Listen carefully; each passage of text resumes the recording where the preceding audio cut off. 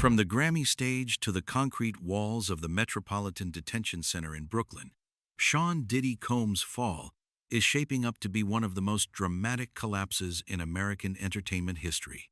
Once worth hundreds of millions, and with influence that extended far beyond music from Bad Boy Records to fashion, liquor, and television, few could have imagined the day when this hip-hop mogul would be begging a judge, "Let me out." On the 2nd of July, 2025, a jury found Combs guilty of 2 counts under the Mann Act, transporting individuals across state lines for the purpose of prostitution. He was acquitted of more serious charges like trafficking, conspiracy, and operating a prostitution ring, but the verdict was still damning enough to put him behind bars for up to 20 years. What shocked the public wasn't just the conviction.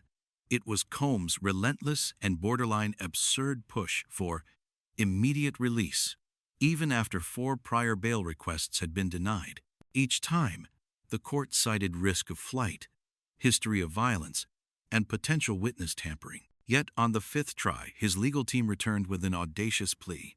He's just a John, a swinger, not a trafficker.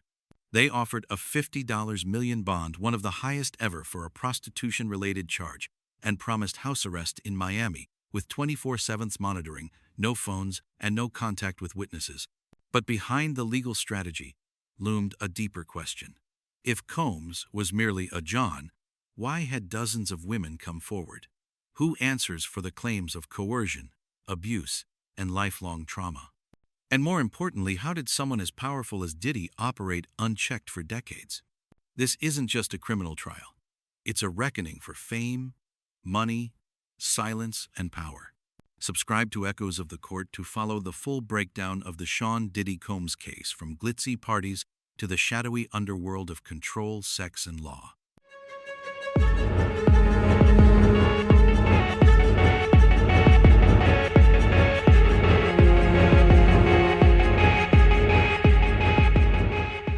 The story didn't begin in a Manhattan courtroom, nor did it end with the indictments. It started quietly in luxury parties at Diddy's Miami mansion or rooftop penthouses in Vegas. Places where power, expensive liquor, and young women were always present, brought in, displayed, used, forgotten. The charges make it clear. Combs didn't act alone. He was surrounded by a web of recruiters, assistants, bodyguards, facilitators, people tasked with scouting vulnerable young women, those seeking stardom or simply trying to survive in an industry Diddy ruled. According to FBI documents, victims described being invited to private parties, encouraged to use drugs, filmed without consent, and pressured to entertain VIPs. Some were paid. Some were beaten if they refused. Some vanished. One victim, just 19 and hoping to become a singer, said, "I thought I was entering the music industry, but it was a trap made of money and status." Though the July 2025 conviction focused on 2 transportation incidents in 2019 and 2022, evidence suggests these were not exceptions. They were merely examples from a hidden system that operated for nearly 2 decades. And strangely, no one touched him. Civil lawsuits were settled. Allegations were dismissed as money grabs. Media, who once called him a cultural icon, largely stayed silent. It wasn't until an anonymous complaint from a former employee reached the DOJ in 2023 that things finally began to shift.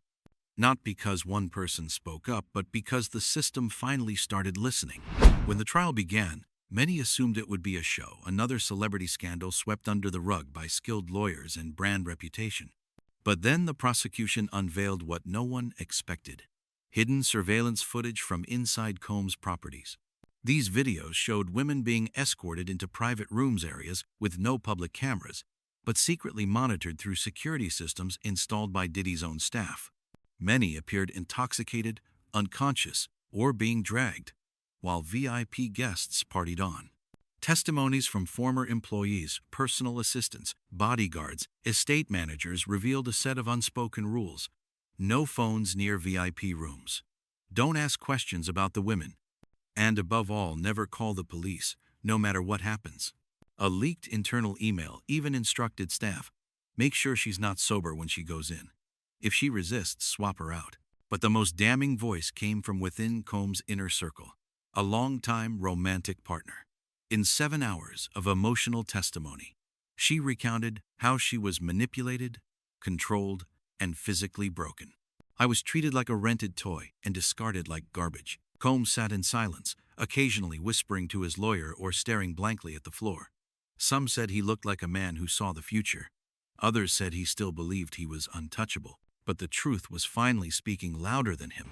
On the 2nd of July, 2025, after nearly 3 weeks of proceedings, the jury found Sean Diddy Combs guilty on 2 federal counts of transporting individuals for prostitution. The prosecution chose not to chase more sensational charges, but to strike precisely, and it worked. There were no outbursts, no sobbing, just a suffocating silence as the verdict was read, and some survivors in the gallery nodded in quiet affirmation. One whispered, "This isn't full justice, but at least someone finally said it out loud." The case wasn't about physical violence. It was about power. The prosecutors emphasized, he didn't need to force anyone. He controlled the environment. In his world, no didn't exist. Everyone feared losing access, losing opportunity, losing themselves. Diddy's lawyers painted him as a misunderstood man with an alternative lifestyle. They repeated the word consensual as if it were a shield. But every time they said it, it felt like salt on open wounds. Judge Arun Subramanian, criticized for his firmness, made it clear, "We're not judging lifestyles. We're judging criminal acts. And the law doesn't serve fame." Combs remained in federal custody, denied bail again. His sentencing was scheduled for October 2025. But in legal circles, the message was clear. The system had finally struck a man it once couldn't touch. Less than a month after his conviction, Combs launched a legal Hail Mary, a 5th emergency bail request. But this time, it wasn't just a plea. It was a calculated media legal campaign aiming to restore his image and challenge the court's grip. His team proposed a $50 million bail, the highest ever in a Mann Act case, promising full house arrest in his Miami mansion, 24/7 monitoring, no internet, no contact with witnesses. Their argument? Combs wasn't a predator, just a man with a liberal sex life being unfairly criminalized for being famous. He's just a John, a swinger, not a trafficker. It might have worked until prosecutors asked, then why are there dozens of victims? Hidden cameras? Psychological scars that haven't healed? The court denied bail again. Judge Subramanian reiterated, Combs posed a risk of fleeing, of witness tampering, of manipulation. Fame and fortune no longer shielded him. Meanwhile, in the shadows, Combs' PR machine churned on. Friends distanced themselves. Collaborators unfollowed him. Business partners vanished. A former Bad Boy Records insider whispered, he's used to controlling everything. But this time, the one thing he can't control is the truth. One question haunts this case.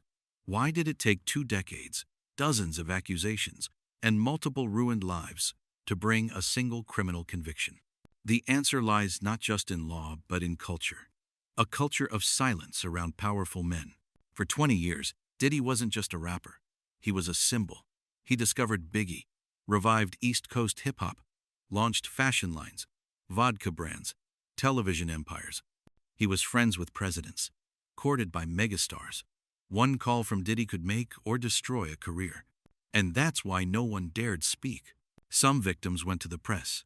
Stories were pulled. Lawyers who filed civil suits received veiled legal threats. Media outlets once cheering his legacy grew curiously silent. Even law enforcement, at times, stepped back. Retired officers revealed some investigations were shelved for being low priority, a euphemism for too dangerous to touch. Meanwhile, others excused their silence. We didn't have proof.